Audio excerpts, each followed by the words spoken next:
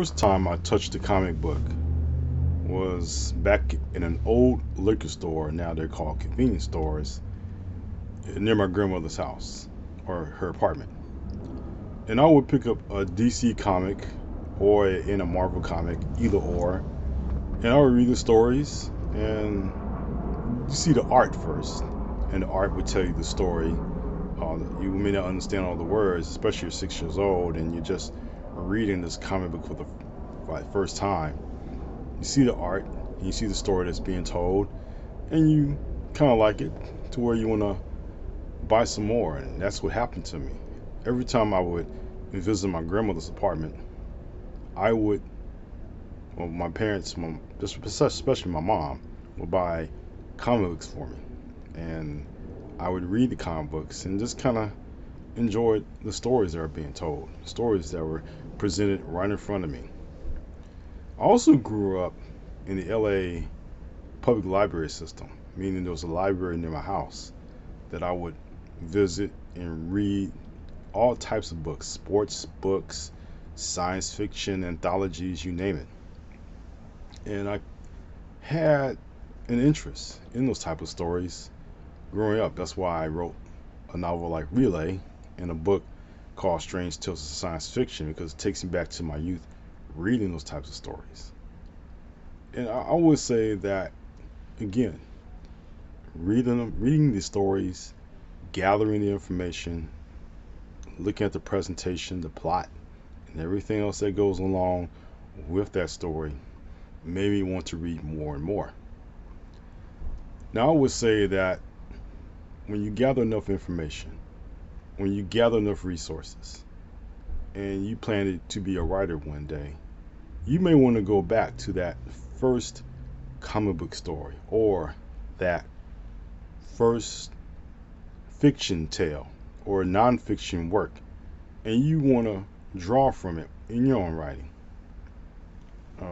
For example, there's a site that I go to look up old comic books, and I remember the first time I read a particular issue in a particular Marvel comic, and those who know me, I think you know which characters I like, but those who don't know that I like a certain characters, including the Avengers, and know that the stories that I read back then caught my eye and caught my interest, and I was able to write, spend time writing because of it. Now, one of the sources also for me growing up was I watched a lot of television. Yes, I'm a Gen Xer, and yes, I spent time watching a lot of television, a lot of comedies, a lot of police dramas, and got ideas from that. Drew inspiration from all those resources, watching, reading, and I was able to write my own stories based on what I've seen, and also improve on the stories that I've read and try to make them a little better for my end. I would say that as a writer, when you gather enough resources, when you get enough information, when you take a look and just kind of absorb every story or every nonfiction work that comes your way, you may be inspired enough to write one of your own. The experts and other well-known authors out there will tell you that you have to read. And if you read, you become a better writer or author that way. And it's true. It's true. Um, I had the fortune last year at the LA Times Festival of Books to thank one of the comic book writers of a particular Marvel comic back in the 90s, whose work I appreciated very much because while I was still trying to get my act together as a writer, his stories were just fantastic. I think you know who he is. And he's a great writer. He's doing some other work now. And all I can just say is that his stories, and back at that time, even though I was still working on my material, his stories are just great enough to bring the characters out, the emotions, the situations that they're in, and make sense of everything that the characters are going through. That's a big thing.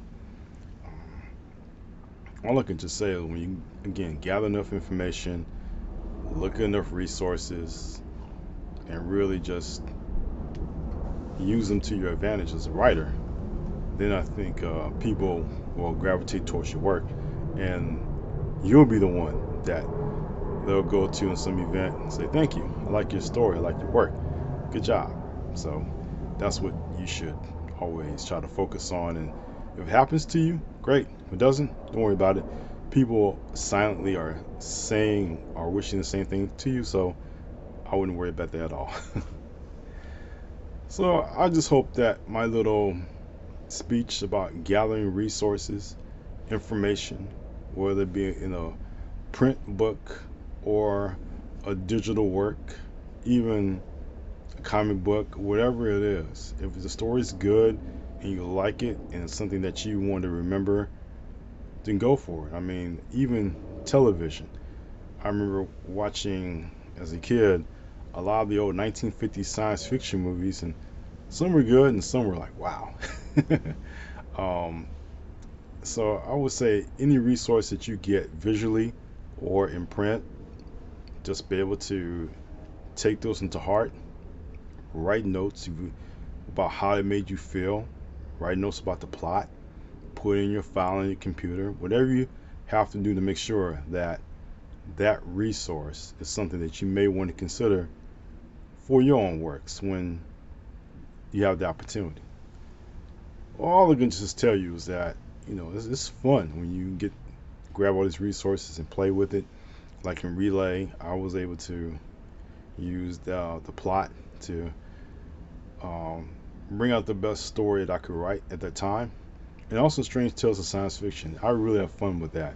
And people who have read that book have also told me how much fun they've had reading the stories in the anthology, because they liked the characterizations of each of the characters, individuals in the stories that made it all work. And I'm very glad for the positive response. But again, it would not have happened if I didn't have enough resources to draw from to create those works. So I would urge you, younger writers, to do the same, or writers at heart to do the same.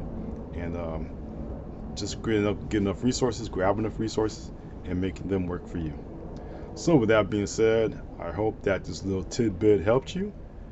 And again, it's all about the resources. Just grab them, and who knows, maybe you'll wind up again someone coming up to you and saying, "Wow, I really like that story. That's a great job. Thank you so much."